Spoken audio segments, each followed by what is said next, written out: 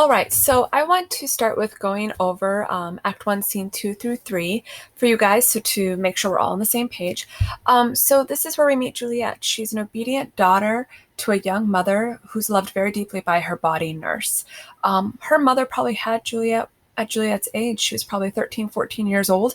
So she's still young and in her late 20s.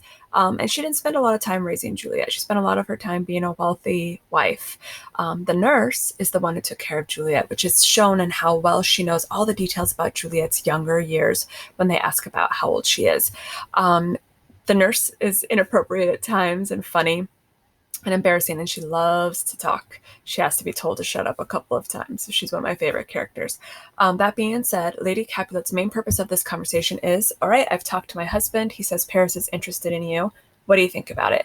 And Juliet says, I will only think about it as much as you allow me to. I will only be into him as much as you want me to be into him. So right now, Juliet's a very obedient daughter, typical of that era of a wealthy family who knows her job is to marry. So that's the first step.